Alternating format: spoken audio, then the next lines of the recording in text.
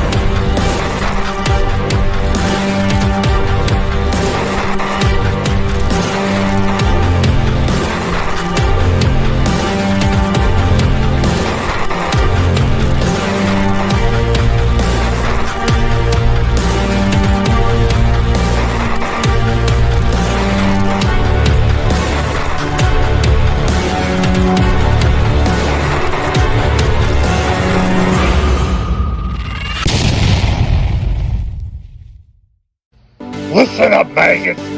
Welcome to the Slaughterhouse. All right, ladies and gentlemen, welcome to the Slaughterhouse.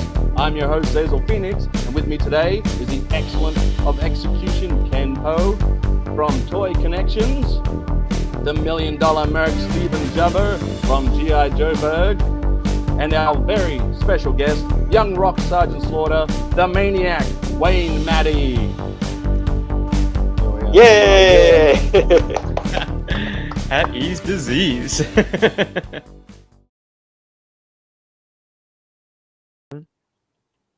Here's our guest of honor, Wayne. Amazing. Hello, Wayne. I'm Steve. Hi, Wayne. Hello. How are you guys? All good? Still rocking the Sarge moustache. Mate, I got 2 weeks left that I have to maintain for filming, so...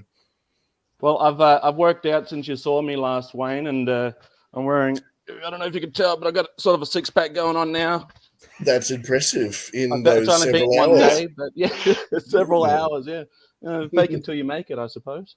Yeah, mate, very proud of you. So, Wayne, we've got Ken from Toy Kennections, huge wrestling fan. And we got GI Joburg Steve, who is he's our actor amongst actors. No. So he just I would say, no, let's just stick with G.I. Joe guy. Well, he's a G.I. Joe guy that was also, it recently did Priscilla, local showing, Priscilla, Queen of the Desert, to which I horribly mentioned, oh, are you playing Priscilla? He goes, that's the bus. Wayne is obviously Sergeant Slaughter from Young Rock, but amongst other things, he is the bodyguard to the stars. Actually, I should probably do an official intro. I want to play it kind of loose and casual. I don't want to get too professional with it. That's not my style. I'm pretty easygoing. But I'll do an appropriate intro, and then I'll cut it in later with some cool footage and some explosions and stuff, or at least some party poppers. We'll see how we go. I'm better than the best. I'm gonna have. There we go. There we go. There we go. One of us has to rock the shades. It might as well be. Well, between the shades and the mustache, we've got some of this covered here. That's why I got this. I was trying to measure the mustache to Wayne, and I was like, oh, but I don't have any sunglasses to check it with, and we don't have a hat and all that. So, between the four of us, we've got all four stages of facial hair cranking. We very much do. Rock what you've got. I've been eyeing off that Sergeant Slaughter you're holding up there, Ken. It's one of my grail pieces. I don't think I'll ever hold one in my hands, but it's epic to see that you have one. So, Wayne, I don't know if you've ever seen that action figure before, but it's I'll let actually Ken explain what it is. Seeing as how yeah. Sure. And actually, Wayne, I didn't actually realize you were also in Pirates of the Caribbean in 2017 as well. I was That's actually right. looking that up before we jumped on here, and I was like, oh, that's actually really interesting. So good to know. Yeah, As for the I was privileged enough to be killed by the Kraken. Nice. I've felt That's like okay. that after a bottle of Kraken. It's all good. So this is the LJN style Sergeant Slaughter, which is the 8-inch one that fits with the rubberized line that many of us grew up with. But when Sarge had left WWE for GI Joe, Hasbro went and commissioned this as a mail away, but it's scaled with the LJN figure, so they always call it LJN Sarge when it's really Hasbro mail away Sarge, and it's made of a slightly different material. So it's more like plasticky, like you can't really bend it, whereas like the rubber wrestlers, you can bend them. So that's why it exists. But I knew you were coming on, and I knew Zazel's a big fan of Sarge, and I know Steve has a GI Joe dedicated channel. So I'm like, what do I grab for props here? So other than this freaking scarf, because it's winter here almost winter. It's like late fall here in Canada, right? So it's a bit cold where I'm sitting. So yeah, that's a great prop. I remember the is it LJN? You said the characters. I used to have those when I was a kid growing up. I had many of them, and I wish to this day. There you go. I would have kept some of them in their box instead. I went on a collecting spree a while ago, years ago, to try and get some of them still in the package, and trying to find Rick Rude, Macho Man, and all those in the packages and so on. They're so expensive, and worth so much. It's ridiculous now how expensive they are. So, yeah. Especially if you get them with good paint apps still on them. Being made of rubber, they also tend to be a little bit ratty on those protruding areas. Sergeant Slaughter's hat, campaign cover, almost. His is often known to have the brim missing from the figure. So, good job on getting a really decent one there, Ken. No, the back has a little bit of a ding, but you can't see it that much. Like you can that's just a war wound. Oh yeah, that's it's a war wound, right? So toy. Bodyguard to the stars. Now I noticed that one of those people that you had been a bodyguard to was Steven Seagal. I reckon if you spoke to Steven Seagal, he'd reckon he wouldn't need a bodyguard, would he? You'd be surprised. These people don't like to be the bad guy somewhat. They like to be the tough guy, but they don't like to be the bad guy. So if there's a fan wanting an autograph or a picture, even though they don't want to do it, they want somebody else to take the heat for it. And that's me. So, but having said that, when he did arrive in Sydney, the first thing he said to me is, "What are you carrying?" And I said, "I'm not carrying anything." And he said, "Well, how are you supposed to protect me? What do you do if someone shoots at me?" And I said, "I get in the way." He like that. He nodded. He shook my hand, and we're best friends after that. Perfect. So what's he like? You hear so many different stories about Steven Seagal. He's intense, absolutely intense. He's exactly the same as he is on camera. He talks exactly the same. When he tells a story, it's exactly the same when he's telling a story on the show. He has great CIA stories. He's got, conspiracy theories, all sorts of stuff like that. The man is, the perfect word for him is intense. So I went to the wrestling event last night. It was a local event. I say local, but it was actually an hour out, a little bit over an hour out. Venom Pro Wrestling. My son and I looked across the ring, and we noticed in the crowd were pretty much a full cast of Young Rock there watching the entertainment.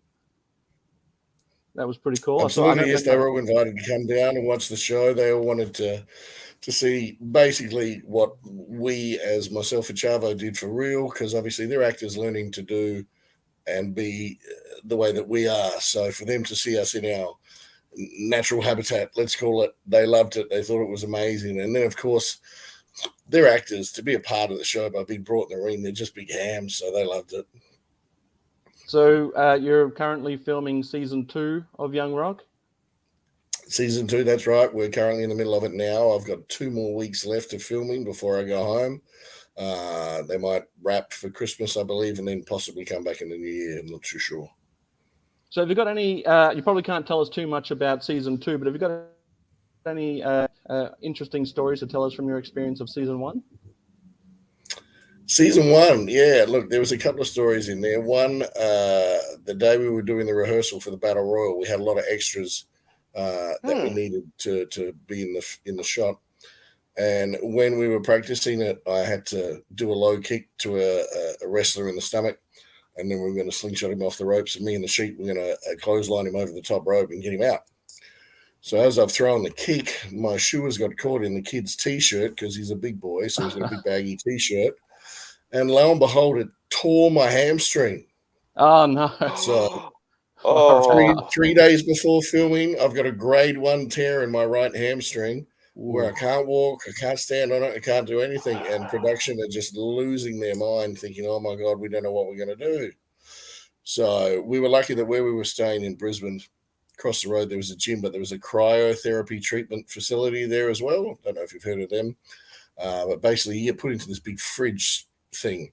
And they put me in there at minus 140 degrees for 4 minutes.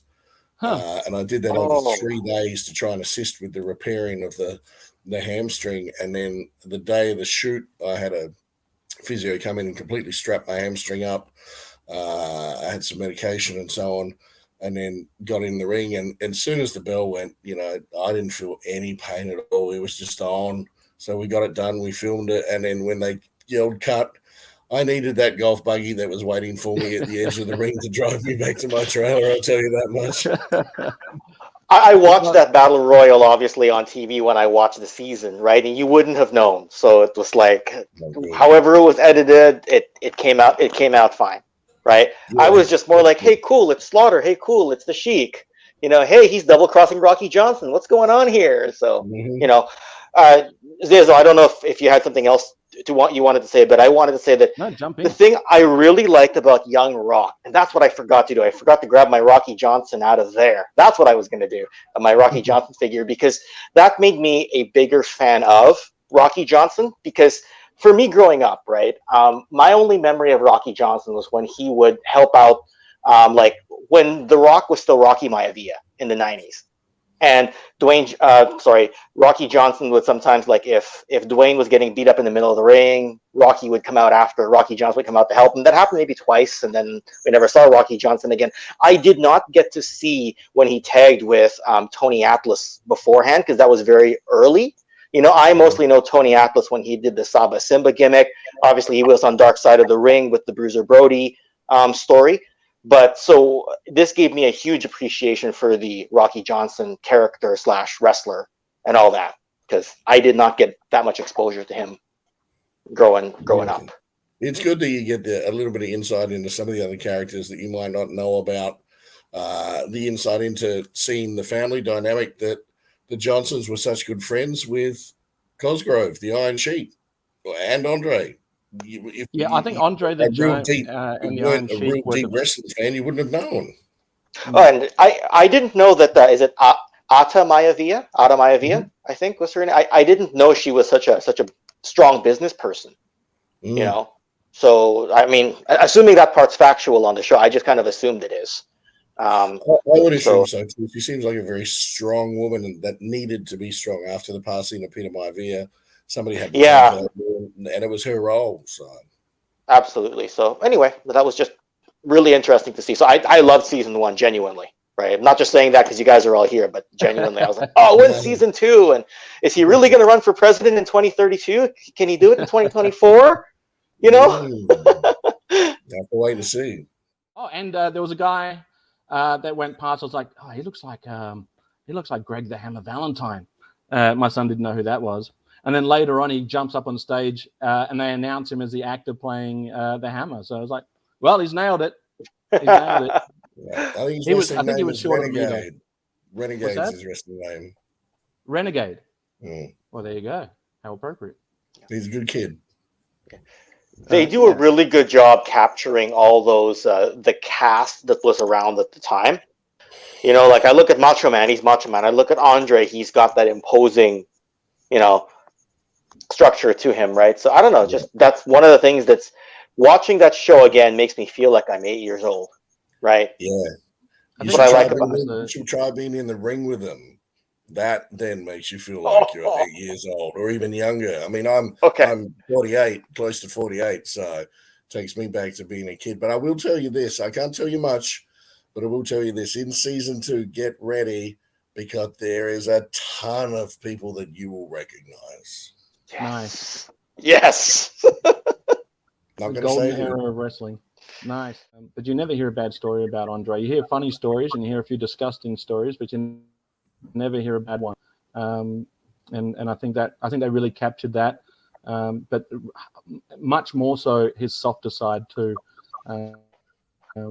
which was a big one for me. I think what I took away from those scenes with Andre. And he's a big guy in real life too. When I saw him on the stage. Yeah, Matt Willig, his name is. He's a very nice man, ex-NFL player, huge man, massive man. Wow. He come over and had a beautiful photo with my son last night in the crowd. My son has a smile from ear to ear that hasn't left his face. He's actually changed one of his profile pictures on something that he has online to the picture of him and Matt. So I told Matt that today. That's amazing. That was fantastic. So yeah. That's a great story. Great. Yeah. I'm very late to the game as far as wrestling was concerned. I was a huge GI Joe fan and Sergeant Slaughter fan, obviously. But I didn't know too much. Being an Australian youngin spend a lot of my time in the Northern Territory. You don't get a lot of this stuff, and so it wasn't until GI Joe the movie came out, the animated movie came out, and it said Sergeant Slaughter as Sergeant Slaughter. I was like, that is so weird. So why I'm with my friend Josh, and I was like, why would they do that? Why wouldn't they just say who it is? And he goes, that's a real guy.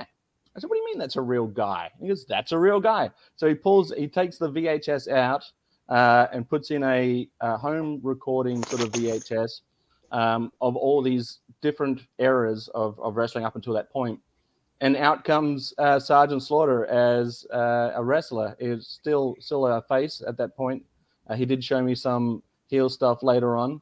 Well, I mean, he's technically started off as quite the heel. But I was looking at that, and there he was, the real American hero in the flesh, as it were. And so it sort of cemented my love for the Sarge after that as well. Whether he's a face or a heel, and I say this all the time, whether he's a face or a heel, he knows how to work a crowd. And if he's got to do it, he's going to do it properly. He's going to commit to it, and he's going to keep working it until he doesn't have to anymore. And I think he was very relieved when he got his country back. That's for sure. He was back then. Yeah, I mean, on the true story of WrestleMania DVD set there, he said that somebody actually threatened to blow up the WWF offices, and they actually asked Sergeant Slaughter's wife to stay. Is there somewhere else you can stay for a little while? And then there was all the speculation that they were going to do WrestleMania 7 at, I think, at a larger stadium, and then they moved it into like the LA Sports Coliseum after because they were worried about security. Right. That was the official reason. Some people think they didn't sell enough tickets because it was kind of hard to follow Hogan versus Warrior the year before, right?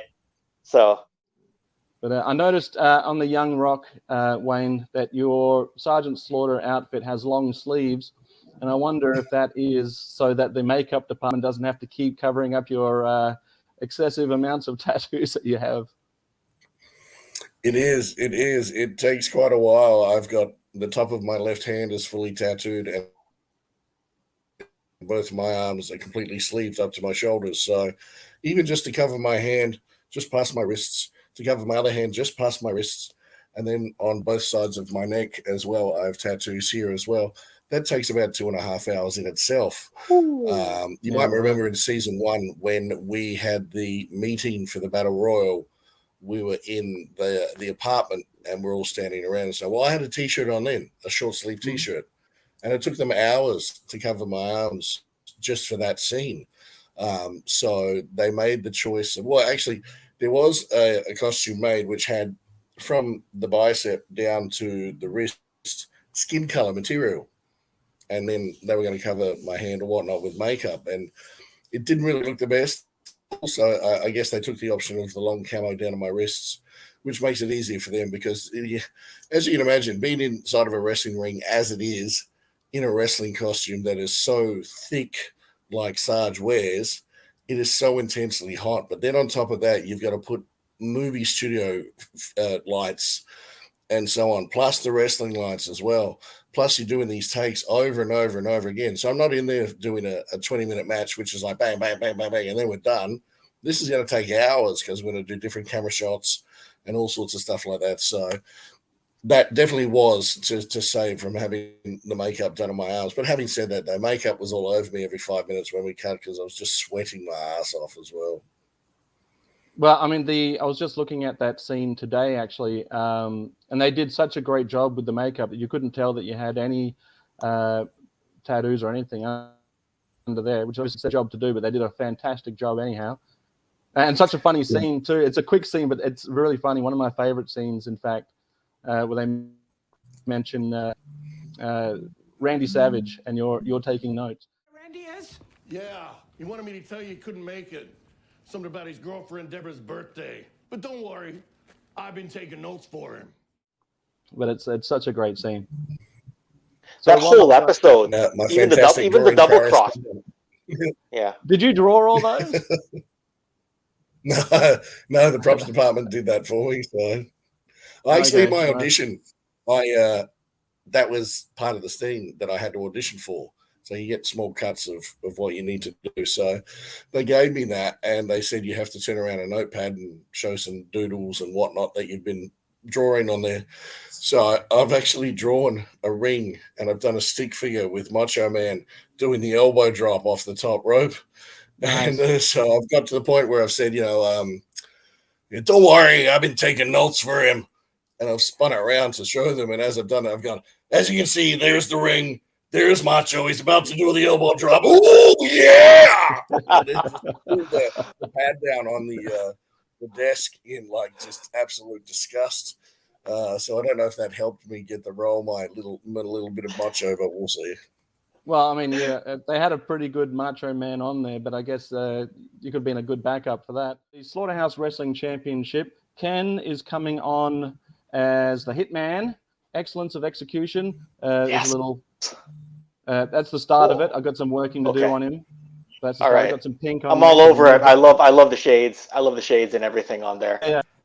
Right. Steven here is the $1 Million Merc, based on Ted DiBiase's $1 Million Man. He does a great laugh.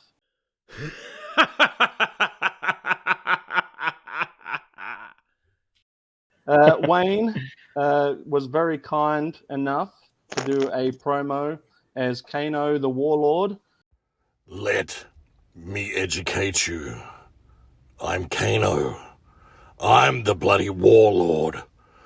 When you meet the Warlord, you meet your maker. Now piss off. So I've merged Kano and the Warlord together to make this character, which will be coming out. That's actually clever. Yeah. Yeah. Well, I was watching old because I've got the Bulldog versus Kano. Yeah. And I was watching some old episodes, and there was a mini rivalry between the British Bulldog and the Warlord. Yeah. And the Warlord. The battle of the power slams. It was because they both had the same finisher. Yes. So they wanted to see who could do the better finisher. Sorry, I'm a little bit of an obsessive wrestling nerd. I don't know much else in life, but I know wrestling. So send me over to the kitchen there and be like, go fry an egg, and I'll be like, let me go watch some wrestling. Someone else fry the eggs. Right. I call it a custom, but really it's just a part swap. But he's got the long sleeves, so that's pretty close to yours, Wayne. If only I put I'll change the torso and put those sleeves on. It'll be very close to how you portray him. Is that the Action Marine torso?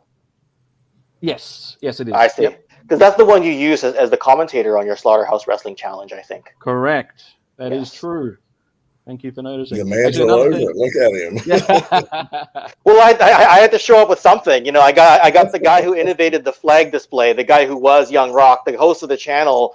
All I have is a stupid scarf because of the weather, right? So, I don't know. You're rocking it. The only person to wear a scarf better than you was Doctor Who. Oh, I like that. I like that. Well, there's also MJF in AEW. I think he might rock the scarf a little better. True. Okay, he's definitely wearing one at least. I'm trying to get Zazel more and more into AEW. So, yeah, he keeps sending me links to it. And the CM Punk promo or return. Yes, that's a great promo. Great. Or seeing the crowd just sing Chris Jericho's entrance music with no music whatsoever. It's incredible.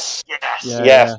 And the crowd singing his song because it was the stipulation was no Judas effect finisher and no Judas song or something like that. Yeah, I've watched that clip a few times. A conversation that me and Steve once had over a beer was having a love for finding action figures that have been well played with or well loved. Well, I guess I'm not interested in museum pieces because I would never have a display like yours, Ken. It's very pretty. It looks like you've got some original 13 Joes in a case there, or like the sort of the early 80s guys, the later 80s beneath that. You've got the X-Men class of 92 kind of Jim Lee animated series guys. Yep. Welcome So- back, those team. Fantastically curated collection. I guess mine is more geared towards just being able to pick them up and mess with them. So I don't keep them in beautiful cases. And to that point, I would sooner take a toy that's played with, sort of in slightly roughed up condition, because it's more inviting. My favorite toys, and the ones that will never be kind of usurped in my collection, are not the beautiful, pristinely painted and tight jointed specimens that I buy on eBay, but rather my yellowed, crusty old collection. This is my favorite Shockwave. figure. It kind of follows me everywhere. Shockwave, he is as battered as they come. His joints are all loose, but he's my guy. So, as I say, like nothing me. will You've ever got kind of the usurp him. backpack. You've got the Nothing weapons. will ever. so- Well, funny you should mention that. I mean, the backpack was the only accessory that I had from my childhood one. The knife, the pistol, the submachine gun have all been bought after the fact, after I lost them to the sands of time. But the figure and the backpack are still, the very same one that I played with as a wee lad. And there's some magic in that, which you just can't recapture even if you buy a mint specimen now. I guess the long story short is I like to buy knackered old playthings because they just feel like they've lived a life, and I want to tap into that. That speaks to my nostalgia itch a lot more than like something that I'm so scared to manipulate because it needs to stay in mint condition, Yeah. So yeah, that's my philosophy, and I know Zazel, as a result, you are all too happy to buy toys that have missing paint apps, or a child has kind of sharpied their initials under their boot, like I Toy got, Story. You've got a friend in me. You've got a friend in me. So the, Hey, the look, next Zaz, episode. with over 300 Sarges, I think you probably got some very mint condition ones nestled away in that number. They can kind of stay behind the glass, and you've got enough to create enough army to do battle with. Note for Zazel, I'll I'm call still it looking for a Fun School Super Cop. Just letting you know, putting it out there. Oh, I've only got 4 in my collection, Ken. I don't have. Oh, Do you know who you're talking to?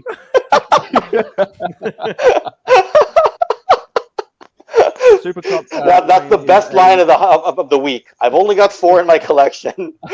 I'm still. I can't spare any. I get it. I get it. Trust me, I get it.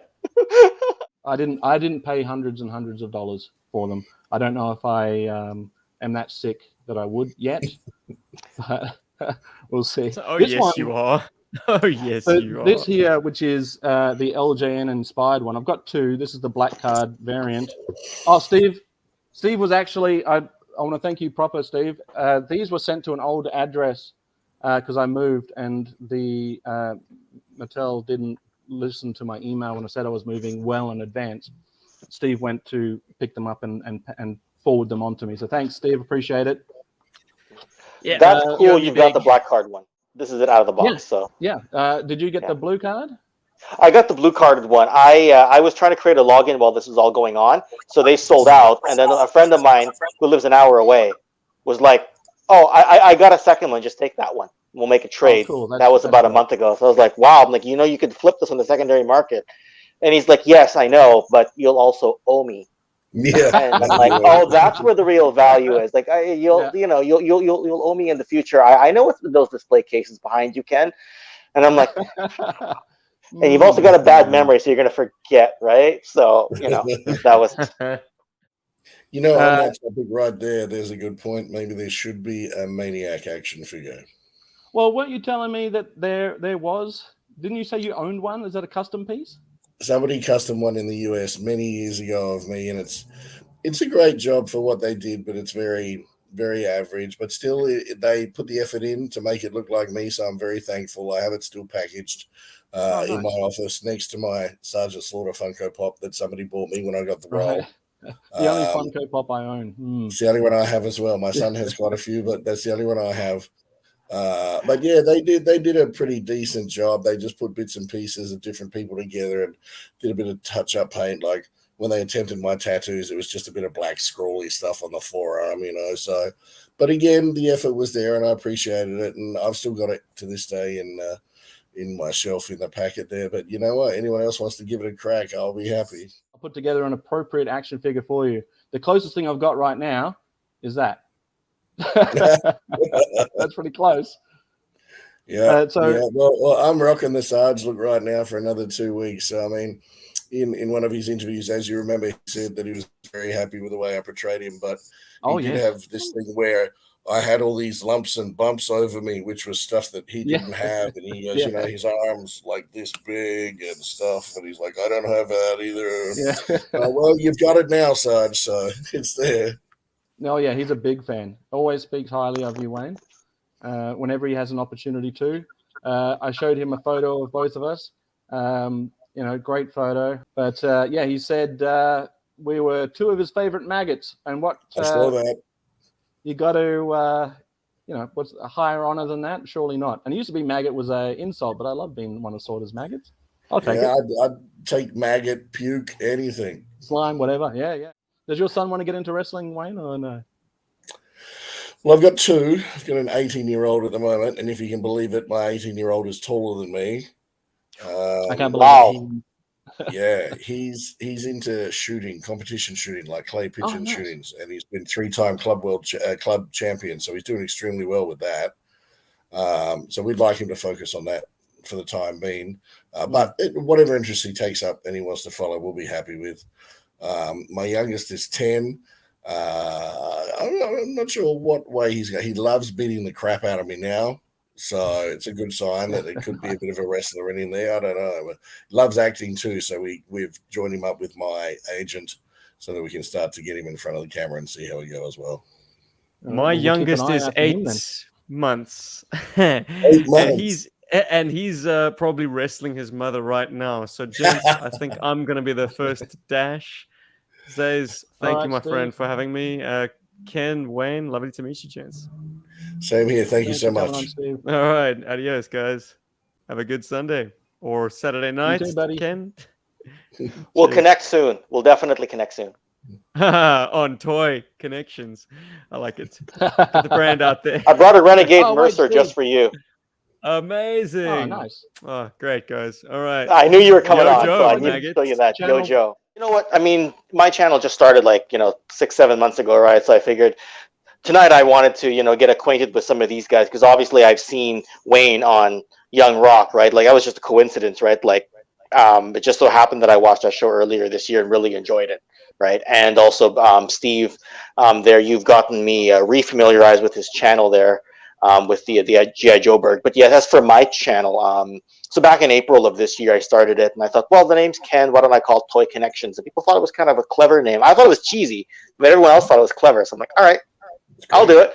So basically what I just do is I just talk like histories and like groupings of anything from Transformers to GI Joe to wrestling. And at the time, I had promised myself for many years I was going to get WWE Network. And then when the pandemic hit, we got sent home from work, so we were mostly working from home, and we still are for the next few weeks or to a month or so. The very next day, I got WWE Network. So I was like, I get sent home. What's the first thing I do is I connect to WWE Network. And so, of course, my wrestling collection started to blow up a little bit, right? And when that happened, I wanted to start a YouTube channel. and I wanted to talk mostly wrestling because I've been collecting Transformers and GI Joe for much longer, so I wasn't as inclined to talk about it. Well, people were liking my Transformers and GI Joe content more. Like the viewership was more there, but all I wanted to do was talk about the Heart Foundation, DX, the NWO, and it was always all. That's why you're wondering why is it all on the tip of my tongue, because I wanted to do all that. But then everyone was like, "Oh, make more Transformer stuff," and I'm like, "Oh, okay, I will. I like it, but I filed it away in that corner of my brain right now. But then it's what's helping the channel grow. But I know the wrestling audience will hopefully praying right now that they come. Obviously Zazel watches for the wrestling stuff. Don't get me wrong, right? Like I don't have the wrestler stature, but I'm such a wrestling nerd. Well, you're definitely bringing it with your enthusiasm if you don't have it in your stature. Well, okay, I have the announcer stature, so maybe I could be Michael Cole or Tony Schiavone or someone like that. There you go. That's more my league, Mike Tenay. Right. I reckon you could pull off Bobby Heenan pretty good too. Oh yeah. Heenan, for sure. For sure. One of the icons. One of the best. Oh, yeah. Managers. I had an appreciation for the Fink. Looking back at some of his stuff, just the way he announces just sounds classic wrestling. The way he was able to project his voice in that style. I don't know the correct terminology for it, but watching the Fink announce anything just adds to it. And then you've got Mean Gene. Mean Gene, yes, you got to have Mean Gene as well. Yeah, well, if you can imagine having Howard Finkel do the announcing in the ring, they cross down to the announce table. You have Gorilla Monsoon, Jesse the Body Ventura, or even Lord Alfred Hayes there with his English accent. They were iconic voices that you would remember from the 80s. Then once they'd had their match, they go backstage. Mean Gene Okerlund then cuts to them for their after-match promo. Those voices are just classic voices that will never be emulated again, ever. Yeah, I agree. It's the era that it was because it was such an innocent time in wrestling. I know backstage, obviously, it was not, how they got the muscles for those guys was not obviously very innocent, at least from what I've heard. Oh, no. Today is different. Hey, I don't know firsthand. But I think Wayne might have the ability to go through the screen and grab you, mate. If anyone can, it's Wayne. I'll just sacrifice the scarf. Just throw it and bolt for the taxi cab outside. So anyway, I mean, it was just an innocent time to be a wrestling fan, right? If that makes sense, right? Yeah, back then too, everyone thought it was still real. Yep. Yeah, and there was no perception of entertainment whatsoever. It was real, and if you hated someone, you hated them. The heat was real. Right. Absolutely. Right. It's not like today everyone's a critic, right? So you're trying to appease, all the critics online, right? So it feels different, right? Like everything's so analytical now, whereas back then it felt like you're just kind of mesmerized by the screen. I loved it, right? Yeah, exactly like you said. Too, it was clear cut, babyface, heel. That was it. Even though I love Stone Cold, and Stone Cold is the absolute tweener in between. He was the bad guy and the good guy, and I loved him. In the 80s, it was good guy, bad guy, nothing in between. Yeah, absolutely. WWF at the time did run a comic book series for a while. The Undertaker, Mankind, The Ultimate Warrior, Stone Cold had quite a collection. I think they had China. Wow. The Rock had some as well, I believe. I had a massive collection of them at one stage, and then ended up selling the comic book collection that I had. I had some number ones and very rare ones, but the Undertaker ones were my favorites at the time. Yeah, I'm a big fan of the Undertaker. I've yet to catch his Netflix special, but really, you have to watch it. It's like a choose your own adventure thing, isn't it? Oh, that one. Okay. Yeah, that one. Yeah, the one with the New Day. Right. Yes. Yeah. Is there another one that I'm missing as well? I was thinking when he retired was probably the only other relevant. Yeah. Well, not relevant. Sorry, the latest thing that he's done, with the exception of the Choose Your Own Adventure one, and even then, that documentary is incredible. It was called The Last Ride. The Last Ride. It was a 5-parter. They featured Kane very heavily in it. There's a whole episode dedicated to Paul Bearer. Okay. It really encapsulates, because the thing about The Undertaker, like Wayne talks about the time when you loved or hated somebody. In 1990, you legit were scared of The Undertaker, right? So to know that in 2020, 21, you could sit there and watch Mark Calloway, The Undertaker, just sit there and talk like a regular human being, right? And Wayne mentioned Stone Cold Steve Austin because he's had Undertaker on his guest in the Stone Cold Broken Skull session as well, and he's just talking like a regular guy. He's not doing the whole rest in peace gimmick, and we never thought in 1990 we could get this in the era we live in today, right? Yeah. That's what's amazing about it, right? Two guys from Texas having a beer talking shit. That's all it was. Absolutely. The thing about Stone Cold is that Stone Cold is Stone Cold, whether it's in the ring or not. 24/7. Yeah. When he's hosting that Broken Skull session, though, yeah, he's got the accent and everything. He's using a lot of the same words, but his cadence is completely different, right? He's very light and very hosty. You don't think in that talk show he's going to stutter anybody, but yes, he still sounds the same. Like his voice still sounds the same, right? Depends on how much liquor and beer gets into him. Yeah, I remember I watching still one reckon with he'd him have it and in. Chris Jericho when they were doing the show, and Jericho is continuously pouring the Grey Goose, and the bottle's going down further. Yes, further. yes, yeah. That was a good episode too. Yeah. I'll check it out. That sounds like a good watch. It's all on the network, all on WWE Network. There you go. Cool. $9.99. I'll add it to the list of recommendations that Ken you've given me already. Yeah, I do it's that. not getting homework, but homework you want to do, you know.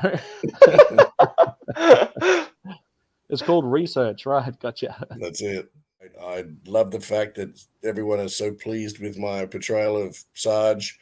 I'm so grateful that Sarge himself is pleased with the way that I've portrayed him, right through to his daughter Kelly, right through to their granddaughter, Sarge's granddaughter. The quick story, I came on screen, Kelly was standing there with her daughter. She pointed up to the screen and she goes, "Who's that?" And Sarge's granddaughter beautifully went, "That's Grandpa." Nice. So that makes me feel like a great heartwarming story. Yeah, very much so. Definitely. Well, and such amazing emails I get from Sarge now, and when we chat and so on like that, it's really good. And the interaction that you have, Zazel, yourself with him, and the constant chitter chatter between basically all three of us is amazing. I think whilst we initially made our connection through Sergeant Slaughter, and as much as I'm a fan of your portrayal of Sergeant Slaughter and Young Rock, I'm fast becoming a Maniac fan, and I've started going through YouTube. I'm almost certain it's your YouTube channel because it's called The Maniac. And I'm going back through some of your older stuff. I saw one there where you were trying to throw some white goods. Yeah, I was invited onto Guinness World Records, the TV show, and it was the appliance toss Wow. to see if I could throw as many washing machines as I could in a 1 minute span over a 2 metered space. And I think I got 16. The record is 24, but apparently some of the ones that I did throw in that encompassing of 16 were hitting the 2 meter line exactly, so they couldn't count them anyway. So, but it was good fun. It looked like you were having a blast with it. Even if you couldn't throw them all, you definitely gave them all a good kick in the end. The ones I cracked the shit's bad at the end. Yeah. Oh, Ken, I'll share that one to you too, buddy. That's a great one. I'd love to see it. Right, I didn't know he'd done that, but I couldn't tell if you were in full gimmick there or if you were legitimately pissed off. I think the pissed off outweighed the gimmick in that one because it was like 42 degrees in Fox Studios in Sydney. Been waiting all day to do this record, and then they get me in there, and we've discussed my sweating issue. It starts to pour off me again instantly, and then when I realized I'm just hitting the 2 meter line, I got to get it a bit further. That just irritated me more. So yeah, I got real angry.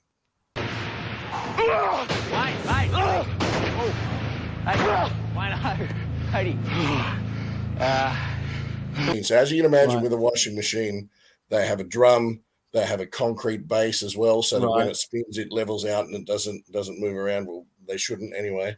So all that is inside. So that's approximately between 40 to 55 kilos inside each washing machine.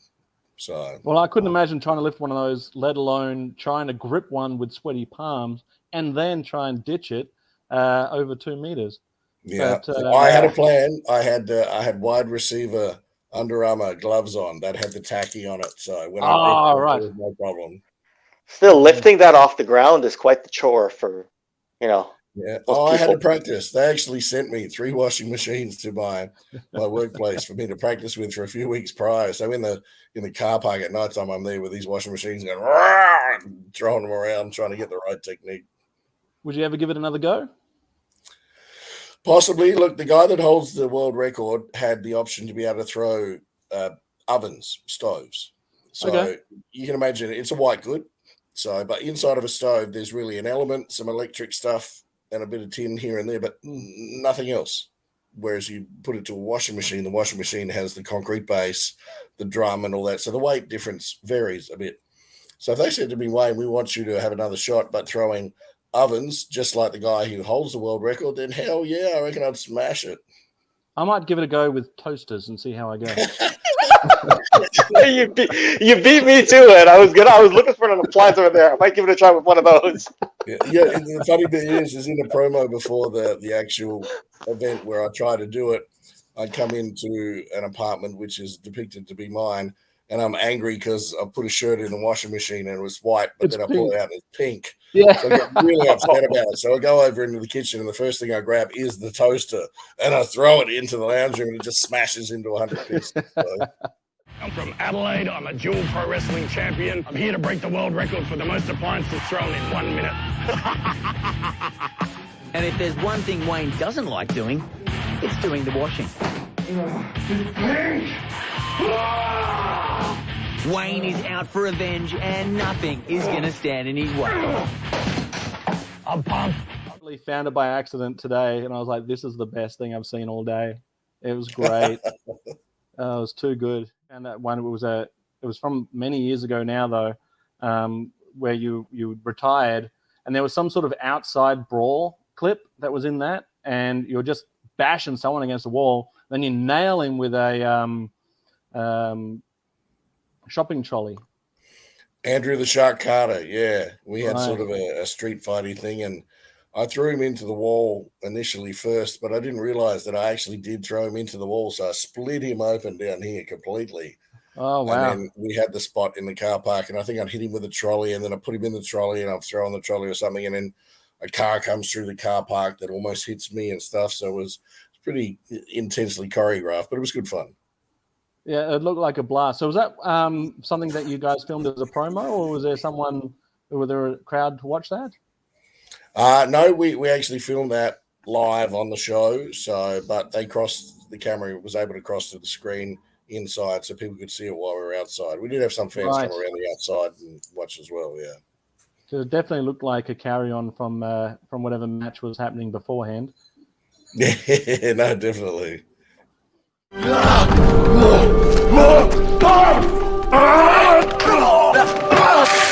We'll leave it there, guys. Thank you so much for coming on. Wayne, I'll keep in touch, get you on board after we got this guy. I'll come up with a specific Maniac action figure. I might have to figure out how I'm going to draw all those tattoos on and not make it look like a big Sharpie smudge. Yeah, that's the best way I can describe the original one. But you know what? Like I said, it has its merits. I loved the effort that they put into it. It was very great. Love to see it. Oh, when I get home, I'll take a picture of it. It's on my display shelf in my office right next to the Sarge Funko Pop. Cool. I'll take a picture. It's I look very forward easy to to seeing access. Ken, also thanks for jumping on with your wrestling knowledge. You were able to ask some exceptional questions, and I would just have no idea would even be worthwhile asking. So thank you very much. Whatever you need, I'm here, man. Whatever you need. Let us know where we can find you, Ken. All right, so Toy Kennections, spelled like on the screen there with the KE on YouTube, as well as Instagram there. I'm on Facebook just as Ken Po. And if I get lost, just ask Zazel where I am. He'll just be like, he's over, Steve was saying earlier, like he likes his toys a little bit more played with. And I was going to say there's a few things I'm more scared of than either a guy jumping through the window there and stabbing me. Between that, Wayne's Cobra Clutch, I'm trying to weigh right now. No, dropping one of these figures behind me if I open up the cabinet might scare me more than all that combined right about now.